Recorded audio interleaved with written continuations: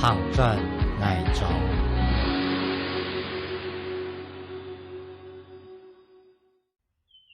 甘蔗头土田内度乾树太低，一节节高台將一期期草草長整，開來長長發揚一頭。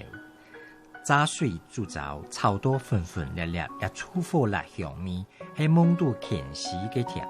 一家年牛包圍，如同糠包圍度。整首後來乾燒，送傳本孤單把美食。北海農村企業，如今暴跳現身，正見係寶山嘅友愛，掠風呼呼嘅饅頭好悶，本沙企鑽石風啾啾。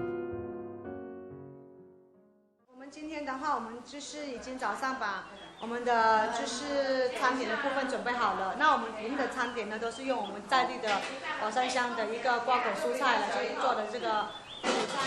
所以我們的便當裡面呢，就是裝着我們社區滿滿的一個愛。那我們現在要出發了，然後先把這個便當要送過去給我們的獨居長輩。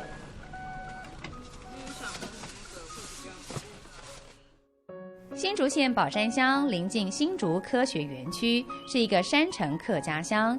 这里的居民世代务农，依山坡地散居。每个星期二是老乡长李文榜居家送餐访视的日子。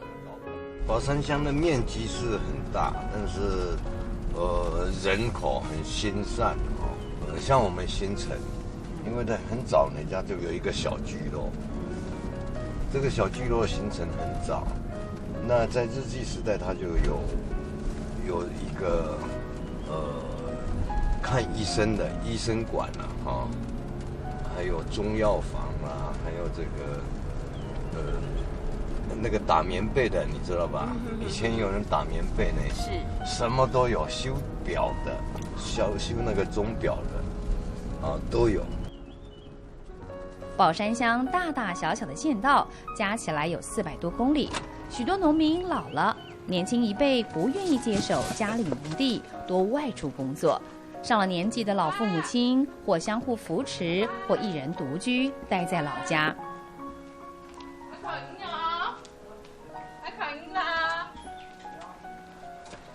要皮條嗎？要啊！係啊，填時推咯。最主要原本我们就是落实我们的巷弄长照据点啊，然后我们因为他们都是独老，然后有点行动不便，我们就用送餐关怀的方式。最主要我们是要了解他们的近况，然后还有会做一些我们的健康状况的检测简单的血压量测这样子，然后了解他们需要什么。最主要还是陪伴关怀。2个月以上的哈。对啊，2个月以上。没有送便当以前都就是他发急要人送来，老乡长哎，他就因为有中风，有一点手脚比较不方便啊，就这样子，对。530會下來啊，落來啊，530啊，因為幾喺要推大家人仲會來。你叫我去的嗎？應該群鋪啊，應該準時吃啊，你自己話半英，喺啲卡就5點係該半嚟嚇。買英半啦。那個係幾煮啊？对于独居在山里的老人家来说，交通行动不方便，采买食材不容易。而一个人住，3餐也真的不知道该怎么煮，往往泡一碗燕麦片粥，或是一瓶牛奶花生罐头就是一餐。我会发现看他冰箱里头啊有没有东西，还有没有东西，因为他毕竟是独居长者，他现在是有食物，有时候已经用完了，我们也必须要检查。所以我们几乎都是每个礼拜来载他出去我们的社区做活动，还有那个看诊，送当的东西。对。宝山乡有14000多人，其中65岁以上的老年人口占了15%，更有超过100位90岁以上的长者，是一个长寿乡。难得了，他已经97岁了。对啊。身体好。你好。感切条就干啦，大小心当嘢弄完。啊，後頭啱點，啱想直接就點咯，點冇講真下。trong xì to cái xì xa唔係用trong上校。他也很疼惜我们了，有东西农产品生产了，我来了他就一定要拿给我，我说你不要再拿给我。哦，喝茶。他的茶是自己做的，自己做的。他自己做的。现在还有吗？现在没有。刚好不多，还有，它不多。新竹宝山乡的新城社区是台湾最北的制糖产区，有近100年的历史，是许多老人家的共同记忆。糖业没落后，1斤1-2块的甘蔗收入，让蔗农无法维持生活。那以前宝山这里应该到处都是甘蔗园吧？都是稻谷的，都是稻谷。那甘蔗种在哪里？哪里种山坡地，就山坡地，我种15公斤也是山坡地。所以宝山的山坡以前都种甘蔗。对，满山都是，你看到都是甘蔗的，青青的，满山看的。声音洪亮的萧德贵阿公今年刚满90岁了，他一个人住在宝山乡的新城村，眼前这一片山坡都是他的田地。过去身体硬朗时，在这块山坡地上种甘蔗。以前是种稻谷的，以后这个地主想要卖，我就给他买起来。李乡长那边想要甘蔗啊，我有一块土地的种给你，就这样。所以我们现在上面看到就是甘蔗。对，就种好多年了，给他了也可以了。后来幕后了，更不待时态了，做工的不这里都没有生活的余地，就不能一直照顾他了。所以现在荒废掉了。对，给他荒废就这样。在你小时候，这里有种很多甘蔗。那多了，多得很了。就10月差不多10月去砍到明年的4月。你想看啊？半年久还在砍甘蔗，很多啊。其实宝山的新城村早年是以制糖为主要产业，可以追溯到日治时期。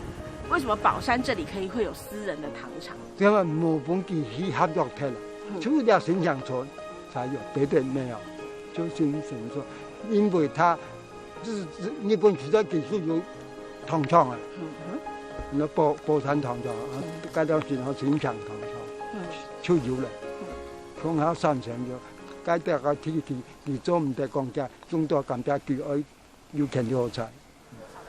只不过随着时代的变迁，红糖产业在技术与成本竞争下被进口糖给取代，一块块甘蔗园废耕，改种其他农作。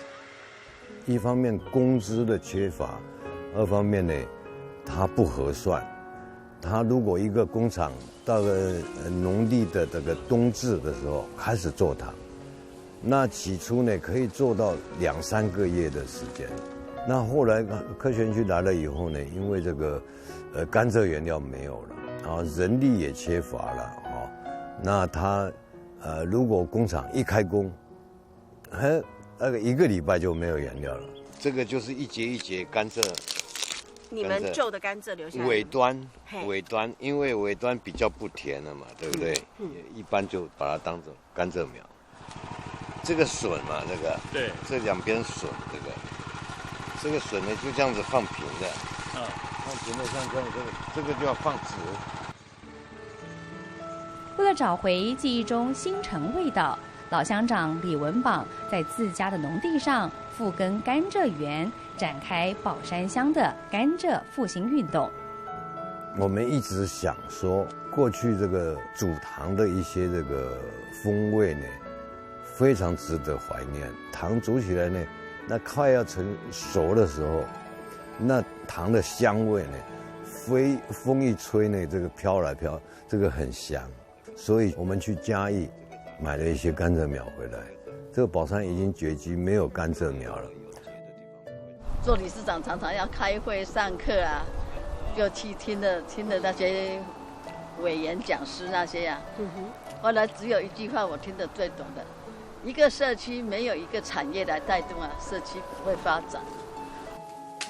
2003年，新城村复耕的第一批甘蔗采收，老乡长的太太李富秀妹当时担任社区发展协会理事长，找来社区老朋友们，试着用古法炒甘蔗糖，制作成为乌糖，新城社区的产业开始有了雏形。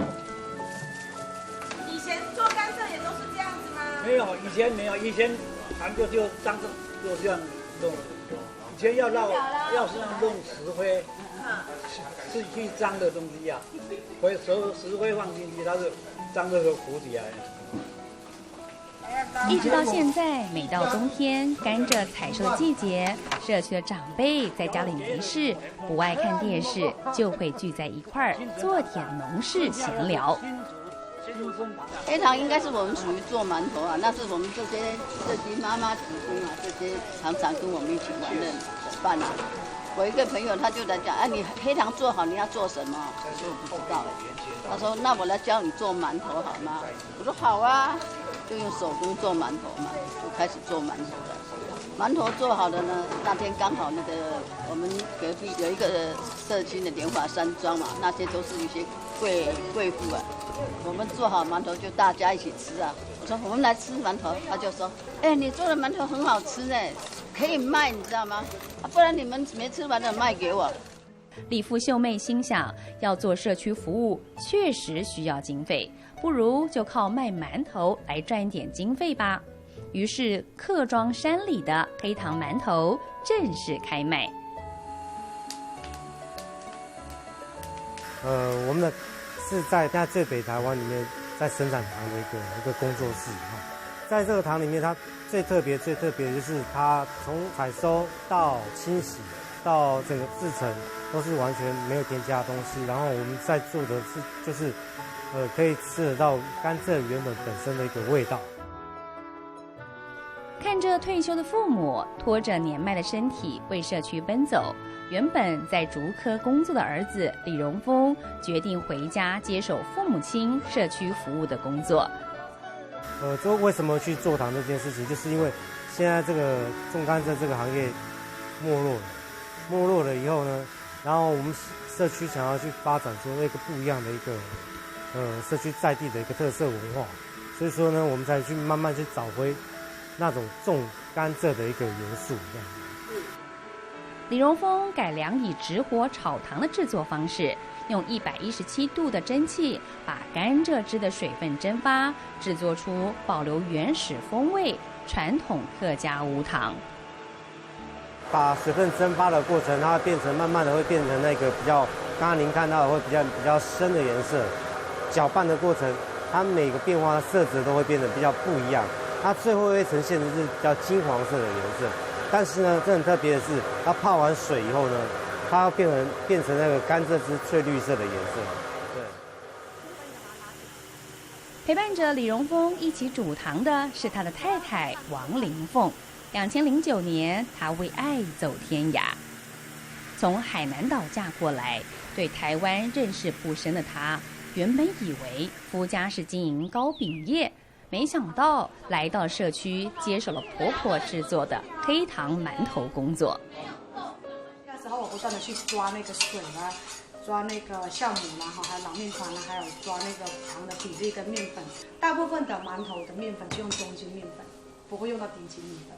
所以我们的馒头会跟别的馒头口感是有差异的，因为我们的原材料跟别人是不大一样。因为大部分我98年的6月份来台湾的，那真正接触馒头是在99年的时候才接触到的这个生产制造。因为来的时候的下半年的时候，我都是在适应台湾的生活，客家文化跟长辈的沟通这一块，然后还有就是饮食这一块。发酵的时间至关重要，正常的时间发多久不能，最好是不要超过1个小时。如果超过1小时以后呢，这个面团它的属性口感就没那么佳。正常的温度发酵是在40分钟到50分钟之间，是最佳的发酵时间。馒头这个属性。其实王玲凤的身家背景很不简单，她是海南岛橡胶大王的千金。北京对外经济贸易大学毕业，学的是国际贸易跟行销相关科系。刚嫁到台湾时，王玲凤还不到30岁，卸下城市大小姐的光环，来到都是老人的客家新城村，让她一度想要逃离。其实做馒头这个东西是固定的，然后就是要去不断的测试，就会抓它的标准跟它的一个口感跟它的稳定度。对我来讲不是最大的困难，其实最大的困难是与人相处，这个才是对我来讲是最大的困难，也是最考验我的。所以这个当中让我很纠结，然后也掉了很多眼泪。还好，因为我遇到一个对的人，就是我的先生。他在我背后给我的鼓励很大，他真的很了解我。因为不管是生活，还有工作，还是在一些文化，就是客家文化这区块，他非常的了解我要怎么去应付这些事情，所以他会给我一些方向，他会指引我这样子。不服输的个性，在先生李荣峰的支持鼓励下，王玲凤接下社区产业执行长的职务。他发挥所长，商业经营专长，拓展社区黑糖馒头的销售市场与能见度，还提供2度就业的妈妈和返乡青年工作机会，试图把农村产业提升为农村企业。往上弹，像这样，然后呢，你用手按进去，它把它弹起来了，就完成了。像这样吗？对。这颗馒头10块钱，10块钱它发酵的效益是无限的可能，对，所以呢，10块钱会诞生的一个影响力是整个乡。我现在面对的是整个宝山乡的长辈的很多家庭的工作，不是只有新城社区的家庭的工作，所以呢，我面对的是，我们宝山乡10个村里面的，现在目前动员的5个村的社区关怀据点站的家庭的工作，再来呢，我们的伙伴回乡来就业的一个工作。有哦，不是这样的。所以我们做这个馒头呢，第一要有爱，要有爱，爱喜欢做这个吃的食物要有爱，然后有了这个爱心。王玲凤传承了揉黑糖馒头的手艺，李荣峰也遗传了父母亲服务奉献的热情。这一家4口为新城村正在揉一颗馒头，等待发酵蒸熟后，要靠这一颗颗爆浆的黑糖馒头养这一个社区。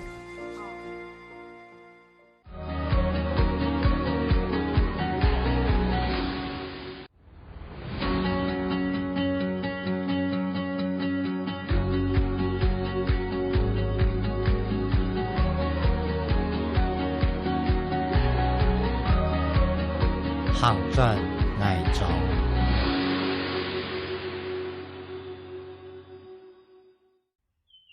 甘蔗頭土田內度乾樹大地，一節節高台將一期期悄悄強整，開來強強發揚一條。炸水煮糟，炒多粉粉烈烈，也出貨辣香味，係蒙度乾時嘅甜。一家年牛包味，如同糠包味度。整手好來乾手，送傳本孤單把美食。博開農村企業，如今包挑獻神，真見係寶山嘅有愛，倆風呼呼嘅饅頭好滿，本沙企再實風啾啾。等一下哈，這個會有一個保鮮的動作，因為我要對接，通路嘛，方也有一些跟我可以match到，有共識，然後也可以幫我去加強這一塊嘛。所以就是，比如我今天要去分享，我今天要去做通路談架構，然後我身邊要有個人要跟我這樣打，比如說去南投或南部比較遠，怎麼講？去南征北討的時候，對我眼睛視力也不好，然後我晚點開車的話不行。接手社區黑糖的銷售工作，王玲鳳南北各地餐廳、市集到處跑。對台灣交通不熟悉的她，找來同樣是新竹人的曾淑芳一起作伴，送貨談生意。一共有1、2、3、4、5、6、7、8。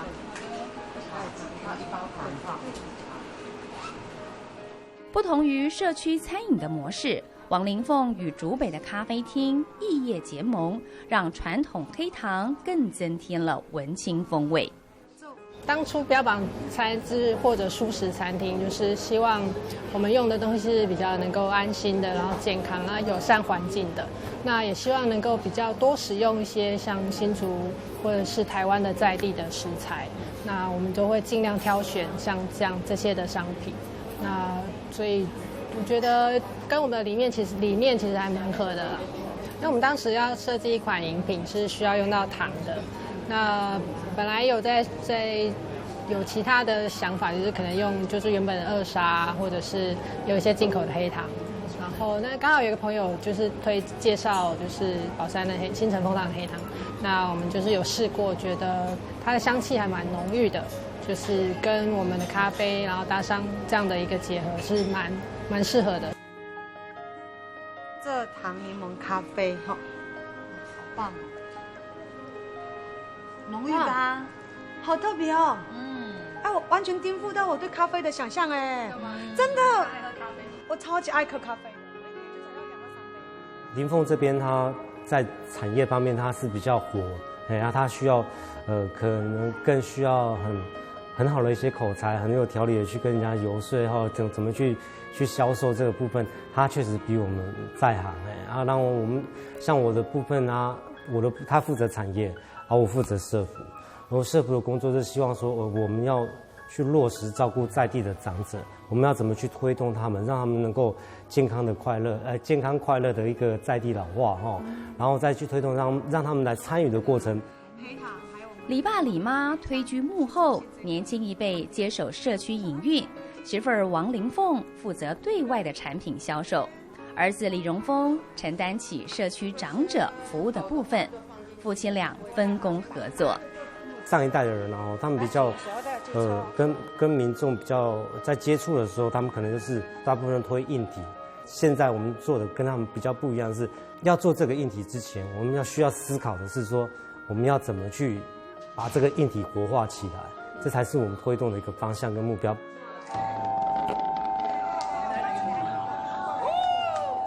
一个礼拜来1天他们在社区聊天的过程，他们就产生很多的一些回忆，一些以前的故事啊，或者是一些想法这样子，然后我觉得很快乐，非常的一个快乐，对，所以说我觉得这样的扰动是对长者是有帮助的，然后对他们在对我们的推动上面更坚持了一个我们自己的信心，这样子，觉得这件事情是对的。今天有哪里不舒服？血压不舒服。血压高是吧？好，我们把它拉起来。有一点点，不过还好哈。从2018年开始，台大竹东分院固定每个月2次来社区为长者看诊，就是李荣峰积极争取到的社区医疗据点服务。这是一个很相辅相成的点也就是说，当我们来的时候，我们也很怕没有人可是因为新城社区他们之前已经经过很多年的经营其实老人家就会自动的聚集在这里那一些长辈他可能以前要去看病的时候，甚至他人没有去都只有家人去帮他拿药之类的，那医生也可能看不到他们这样。可至少我们来的时候，这些医生跟护理师跟他们是直接的互动，那有什么问题我们就可以直接的解决我想这个可进性就医的可进性会比之前好非常非常多好要记得多运动因为我运动很是谢谢斯莫尼缩短长者的就医距离，协助山区交通不便的客庄村落，老人家们就可以得到亲切的医疗照护，更让詹鼎正院长愿意不远千里来帮新城的长者看诊。医生我们希望做的一个东西叫做医养合一，就是医疗跟养护这2件事情，我们希望是在一起的。那所以这样这个社区其实可以让我们刚好是实现这样子的一个梦想。我们刚好就在社区里面，我们刚好把医疗带进来。那这样的话就可以跟社区人一起来把照顾老人的健康。老师他可以用他自己的热情，把这个社区整个改造出今天大家看到的这个风貌重要。今天让大家来这里所参与体验的所有的这些费用里面有20%是在回馈社区里面做公益哦。然后像我们的团队啊，然后慢慢回流的年轻人已经20位了。10年前才是我一个人在这边生根，现在10年后，现在已经回流了20位的伙伴在这边，然后服务大家。那你们今天中午的午餐呢？你猜猜平均阿婆多少岁帮你们准备的？今天的午餐哈，我们的阿婆平均75到80岁，帮你们准备的这个客家风味餐。照顾社区长辈需要的经费庞大。负责产业面的王林凤寻找新方向，爆浆黑糖馒头逐渐打出名声，吸引新竹年轻人返乡加入团队。社区规划一系列的农事体验活动，就是由曾淑芳和年轻伙伴们负责。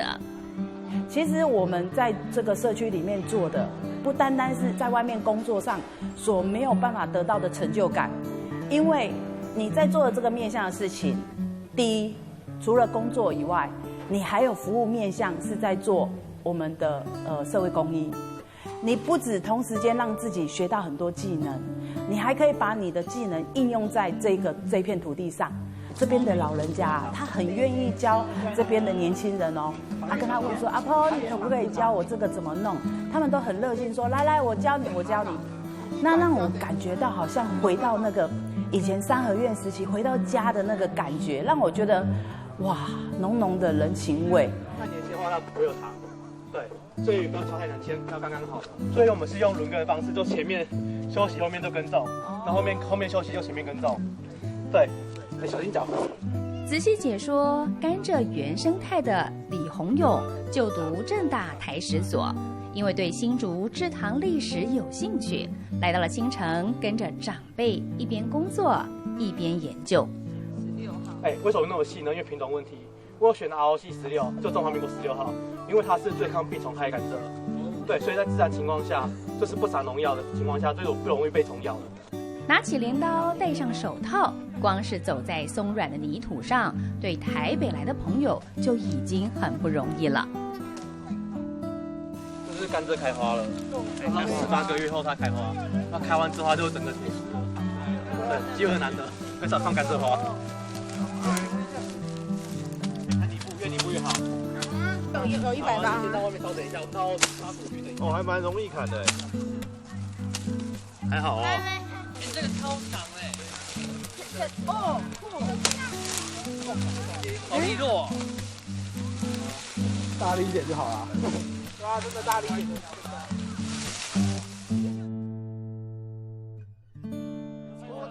人也要活化，土地也是需要活化。年轻人需要回来故乡打拼工作，老人家呢在这边技艺传承下来，让年轻人安心，年轻人就可以工作很顺遂。因为我们在台北是很少可以就是用到这些新鲜，其实还蛮容易砍的啦，对，蛮简单的。对，因为它不会太，但是也是会蛮辛苦，因为要弯腰，所以当农夫不好做。对。每个社区，因为他们从过去的一个发展过程里面，一定有它本身的一些元素，所以我想可能在社区的发展上，可能先回到原点，先把自己本身的一些资源条件做一个盘点，重新去发掘，能够适当去再做建构出未来是不是能够在现在目前的一个产业发展情况下，它能够找到自己本身的一个定位，再来去做后续的不管是人力的投入，或是相关这个产业这个相关资源的一个建构的话，我觉得这个会是比较容易去完成社区的一个这个发展的新方向的一个实践。好，开始了，开始了，来桌上来，桌上啊！家己买有个年，巴雷扎，还有豆秋芳，我不会讲客家话，所以这里面很香哦。新城村靠着黑糖馒头的人气复苏，看到观光人潮的进入，也看到客家村的改变与希望。李荣峰鼓励社区里健康的老人家走出家门，到园区里来聚会。每个星期1到5，这里都有乐龄课程，中午还有社区共识。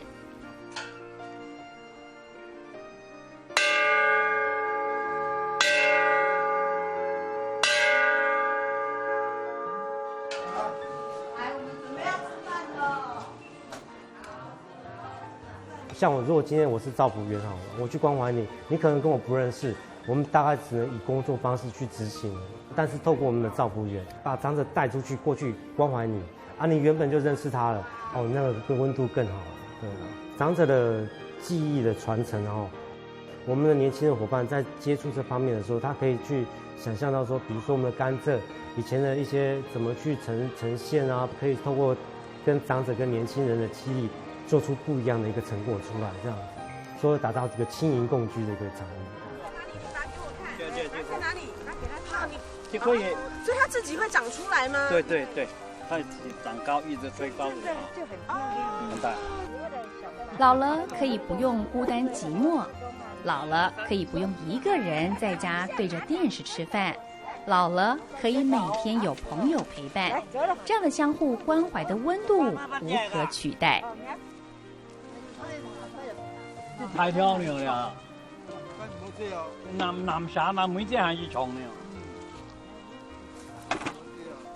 我们都会老，你想过老了以后要怎么过生活吗？在新竹的新城村，这群的老朋友们选择一起慢慢变老，一起健康快乐，相互照顾的变老。